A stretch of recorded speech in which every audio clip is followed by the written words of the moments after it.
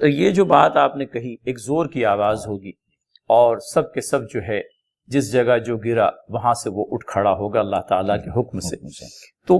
اس میں مفسرین یہ بھی لکھتے ہیں کہ اس میں ایک پرکار کا سڈننس ہے، جی جی جی، اور وہ حضرت ابو ہریرہ رضی اللہ تعالی عنہ سے جو اللہ کے نبی صلی اللہ علیہ وسلم کی حدیث نقل ہوئی ہے کہ مرض الموت میں بھی انسان کو کچھ نہ کچھ وقت مل جاتا ہے، کہیں وہ وصیت کر لے، کہیں وہ اپنے شہیدوں سے مل لے، کہیں کسی کو قرض دیا ہو تو اس کی ادائیگی کا حکم دے دے۔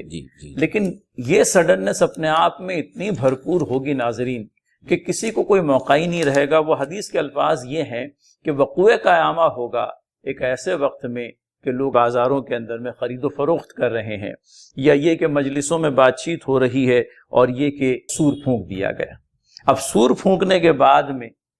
حدیث میں آتا ہے کہ کوئی کپڑا خریدنے والا ہے معین بھائی، وہ کپڑا خریدنے کے بعد میں اس کو طے بھی نہیں کر پائے گا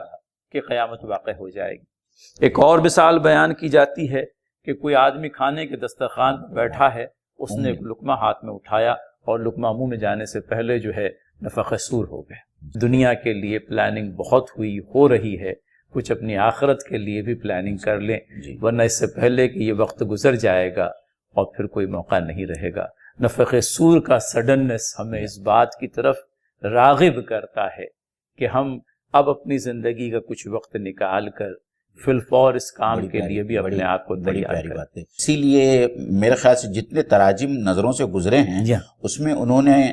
دفعتاً یا اچانک کا لفظ بالکل استعمال کیا کہ یہ جو واقعہ ہوگا یہ بہت ہی دفعتاً اور اس میں سرعت ہوگی۔ اور جیسے کہ اس سے پہلے جو ہم نے اسی سورہ میں پڑھا کہ اس کے اندر اللہ تعالیٰ نے کہا فَلَا يَسْتَطِيعُونَ تَوْصِيَةً وَلَا إِلَىٰ أَهْلِهِمْ يَرْجِعُونَ،